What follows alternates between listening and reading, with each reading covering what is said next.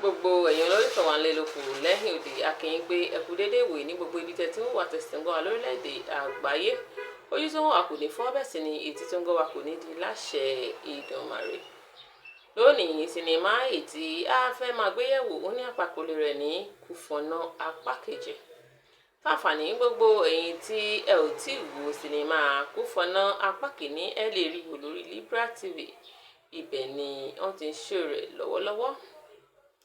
Àìmọye àwọn òṣèré èyí tó kópa nínú rẹ̀ ẹ lọ wò níbẹ̀, ibẹ̀ ni wọ́n ti ń ṣó rẹ̀.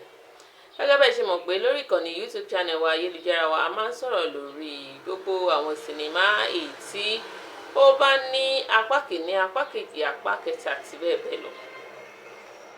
Fáfàní gbogbo ẹ̀yin tẹ̀sán rí wa fún ìgbà àkọ́kọ́ ẹ jọ̀wọ́ ẹ like, ẹ share, ẹ subscribe sórí YouTube channel wa. Ẹ má ṣe gbàgbé láti tẹ aago púpọ̀ ìgbẹ́rẹ̀ kó ba lè ta yín lólobó nígbà tí àwọn sinimá aládùn sinimá olóyin máa ń kọ́gbé sinimá mìíràn bá jáde. Pàápàá jùlọ ní ìgbà tí apá kejì Kufonna bá jáde. Ẹ jọ̀wọ́ ẹ like, ẹ share, ẹ comment láti wò tán lórí Libra TV. Ẹ jọ̀wọ́ ẹ comment sí orí comment section wa wípé òṣèré ò lẹ nífẹ̀ẹ́ sí jùlọ.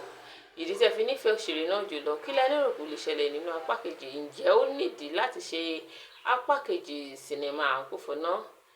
A ò ní rí jù báyìí lọ sí jẹ́mọ̀ràn ọjọ́ rẹ̀. Ire lójú owó rí, ire lójú gbogbo máa rí láṣẹ Ìdùmarè. Ó dàbọ̀ tún dìgbà mìíràn. Ire o.